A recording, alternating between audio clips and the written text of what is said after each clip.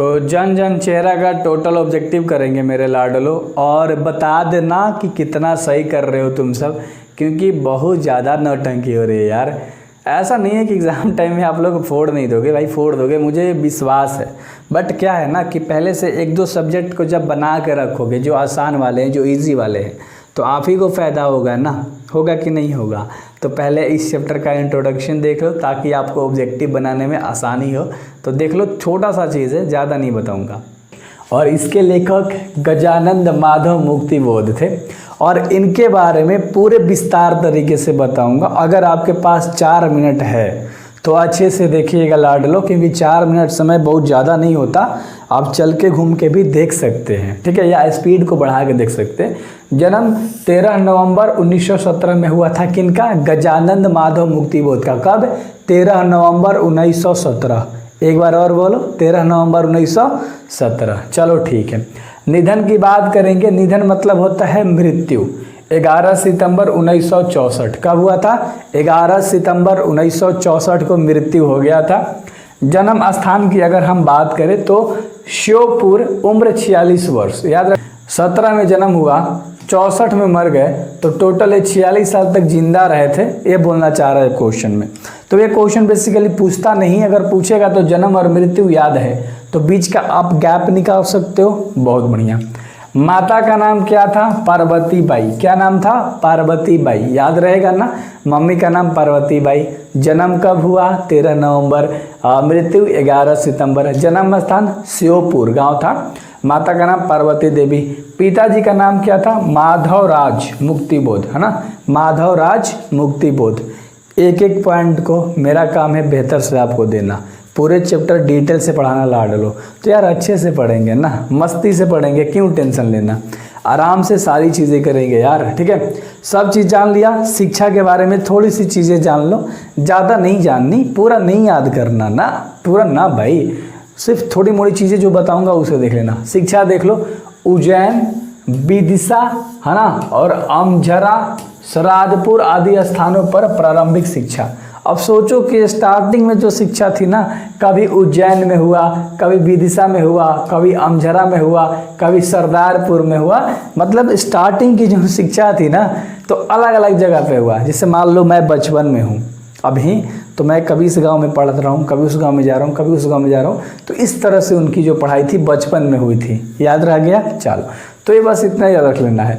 1930 में उज्जैन के माधव कॉलेज से, यानी कि ग्वालियर बोर्ड की मिडिल परीक्षा में असफल रहे, यानी कि फेल हो गए थे मिडिल परीक्षा में। तो मिडिल परीक्षा में ये बेचारे फेल हो गए थे लोग ग्वालियर बोर्ड में, है ना, याद रख लेना, उज्जैन के माधव कॉलेज से। तो 1930 में, है ना, तो ये कोई दिक्कत नहीं है। 1930 में बेचारे मिडिल परीक्षा जो होता है उसमें ये फेल हो गए थे। पुनः 1931 में सफलता प्राप्त हुई, यानी कि जाके फिर 1931 में क्या हो गए?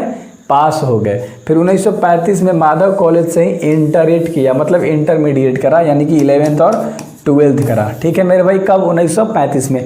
कहाँ से? जहाँ से फेल हुआ था वहीं से, यानी कॉलेज क्या था? माधव कॉलेज। याद रख लीजिएगा, कौन सा कॉलेज? माधव कॉलेज। अब कब मेरे भाई? 1935 में। कब मेरे भाई? 1935 में। 1931 में फेल हो गए थे ना, बहुत बढ़िया। कहाँ से? माधव कॉलेज से ही, बहुत बढ़िया। 1937 में इंदौर के, है ना, होलकर कॉलेज से बीए किया था, है ना, वो भी असफल रहे थे बेचारे। 1937 में फिर बीए की पढ़ाई किए, इंटर के बाद बीए होता है, तो बीए में असफल हो गए 1937 में। फिर 1938 में फिर से प्रयास किए तो सफल हो गए, ठीक है। फिर प्रातः 1953 में नागपुर विश्वविद्यालय से हिंदी में एमए किया, है ना। सबसे पहले ध्यान से देखो मेरे भाई, 11th 12th इंटर किया था 1935 में। 1937 में फेल हो गए बीए करने में, तो बीए 1938 में पास किया। फिर 1953 में नागपुर विश्वविद्यालय से हिंदी में, कौन भाषा में? हिंदी में। किसकी पढ़ाई करी? एमए की पढ़ाई करी। तो इतना आपको शिक्षा याद हो गया होगा। अगर आप पीछे जाके फिर से सुनोगे तो आपको चीज़ें याद हो जाएंगी, एंड आप रिकॉल भी कर रहे हो कि मैं किस तरह से आपको काफ़ी सुंदर सुंदर वाणी में, विचारों में अच्छे से आपको समझा रहा हूँ। अब ये थोड़ा छोटा छोटा पॉइंट देख लो, फिर ख़त्म हो जाएगा इंट्रोडक्शन आराम से, क्योंकि आप सब हो यार, है ना, बेहतर तरीके से बताना मेरा फ़र्ज बनता है। 20 वर्ष की छोटी उम्र में बड़नगर मीडिया स्कूल से मास्टरी आरंभ कर दी थी। कौन वाला? बड़नगर, है ना, बड़नगर मीडिया स्कूल से, याद रख लेना, बड़नगर मीडिया स्कूल से मास्टरी आरंभ कर दिया था जब ये 20 साल के थे, यानी पढ़ाने का काम शुरू कर दिया था। जैसे मैं शुरू कर दिया हूँ ना, अपने 19 के उम्र से स्टार्ट कर दिया, 20 हो रही है ना, होने वाली है भाई। अनेक स्थानों में, जैसे आर नौकरी करते हुए सन, है ना, मतलब नौकरी होना चाहिए था, नौकरी करते हुए सन 1948 में नागपुर आए थे, है ना। तो ये नौकरी करते हुए 1948 में कहाँ आ गए? नागपुर आ गए, है ना। नागपुर के प्रकाशन तथा सूचना विभाग में पत्रकार के रूप में काम किया। कब? अक्टूबर 1948 से सितंबर 1956 तक। अक्टूबर 1948 ले, है ना, याद रखना, अक्टूबर 1948 ले 56, यानी टोटल 8 साल इन्होंने पत्रकारिता का काम किया था, पत्रकार का काम किया था। एक और छोटा पॉइंट है, फिर नागपुर में ही रेडियो के हिंदी प्रादेशिक सूचना विभाग में अक्टूबर 1954 से अक्टूबर 1956 तक रहे थे, यानी 2 साल काम किया। तो एक छोटा छोटा पॉइंट था जो आपको याद रखना है लाडलो। और अगर आप आगे देखोगे, है ना, तो एक और छोटा सा पॉइंट है, 2 है, बता देता हूँ, फिर सारांश है, तो पहले हिंदी अर्थ हम लोग किया जाएगा, ठीक ना। चलो, तो 1956 में हिंदी के नागपुर से निकलने वाले पत्र नया खून का संपादन किया था, नया खून होना चाहिए था, नया खून का संपादन किया था, नया खून का। और 1958 में नया खून से मुक्त हो गए थे, यानी 57 में, मतलब 56 से नागपुर में निकलने वाली पत्रिका का संपादन कर दिया, यानी कि उसको बैठा उठा दिया कि यहाँ से अभी चीज़ होगी, और फिर वहाँ से 1958 में ही क्या हो गए? मुक्त हो गए, आज़ाद हो गए वहाँ से। तो आई होप कि आपको ये सारी चीज़ें समझ में आई होगी। इंट्रो तो अब ऑब्जेक्टिव करते हैं लाडलो, ठीक है। चलो, तो बेहतर तरीके से सारी चीज़ें आपको करनी है। और पहला सवाल, शमशेर बहादुर सिंह की पत्नी का क्या नाम था? तो शमशेर बहादुर सिंह के पत्नी का नाम था धर्म देवी। क्या नाम था? धर्म देवी नाम था, याद रहेगा, क्या नाम था? धर्म देवी। अगला सवाल, उषा का जादू कब टूटता है?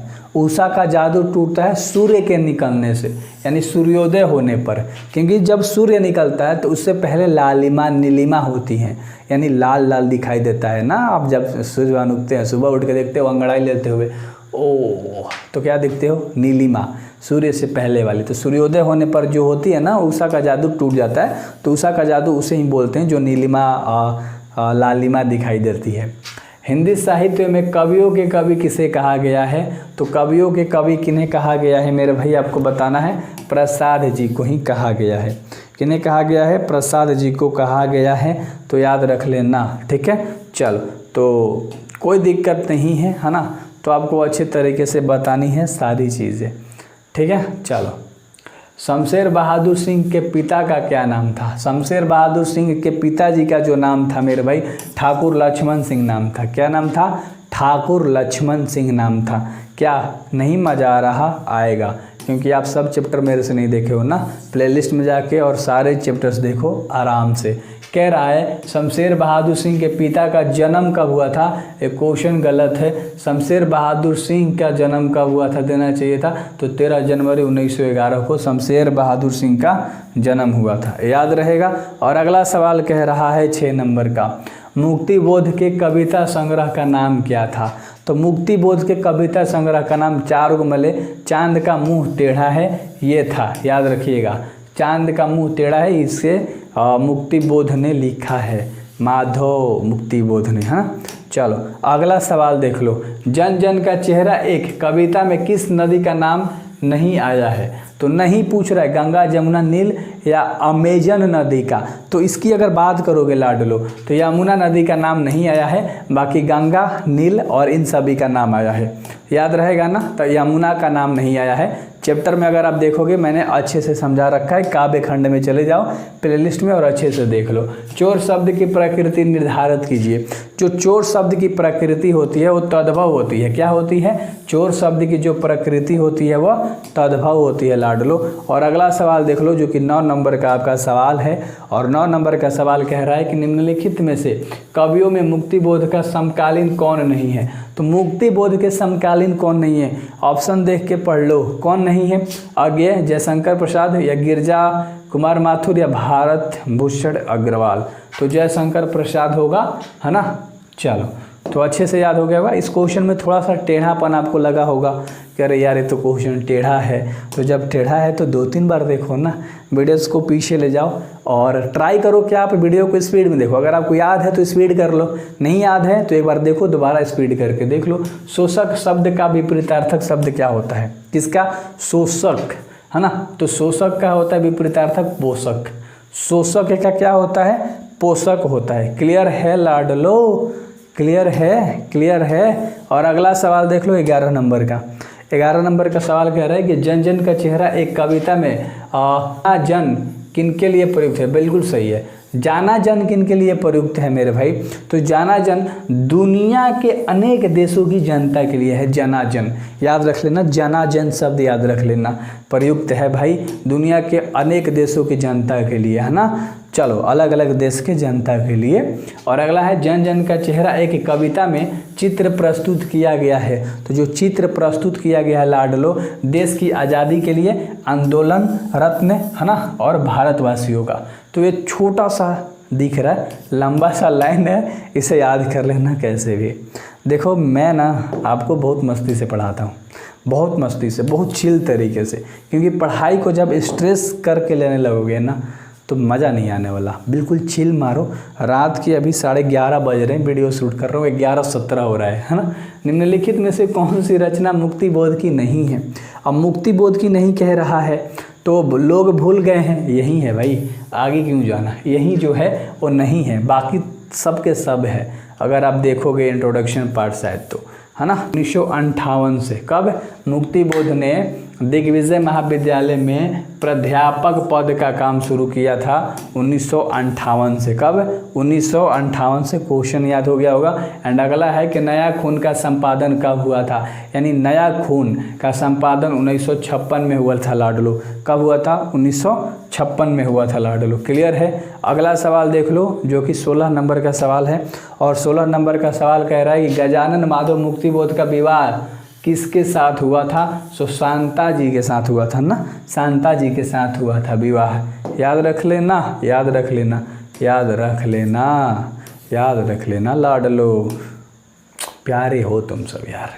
मुक्ति बोध तारा सप्तक के कवि थे।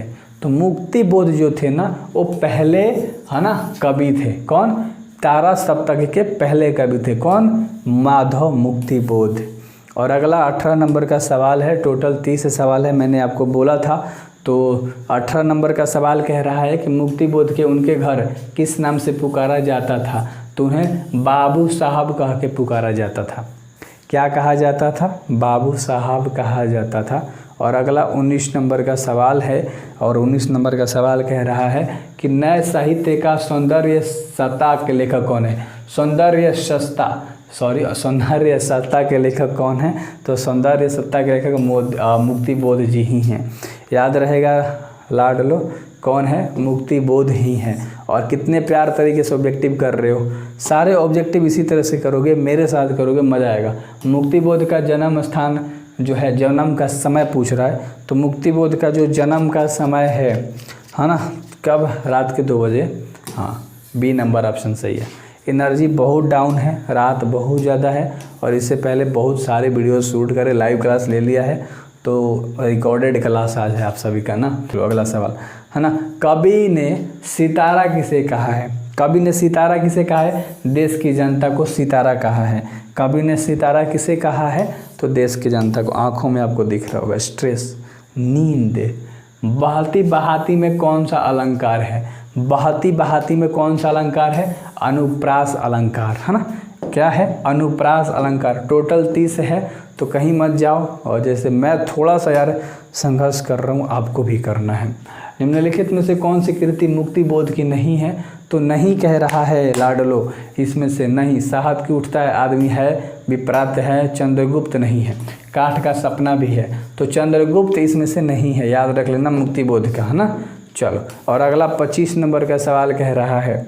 25 नंबर का सवाल आपका कह रहा है कि गहरी कली छायाएं परस्पर में। गहरी कली शब्द व्याकरण की दृष्टि से क्या है? तो यह विशेषण है।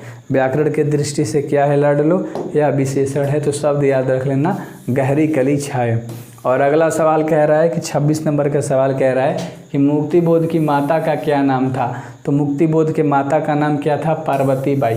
क्या नाम था? पार्वती बाई। याद रहेगा। और अगला सवाल मैं आसानी तरीके से आपको कराता हूँ। कितने उम्र में कवि ने मास्टरी का नौकरी शुरू कर दिया था? 20 साल की उम्र में। 20 साल की उम्र में पढ़ाने का काम शुरू कर दिया था मुक्ति बोध ने। और अगला, निम्न में से कौन सा ज्वाला का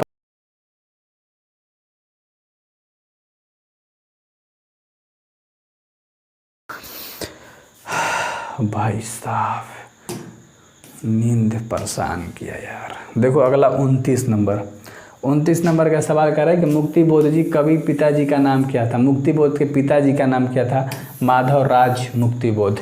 माधवराज मुक्ति बोध आपको याद है। और अगला सवाल है 30 नंबर।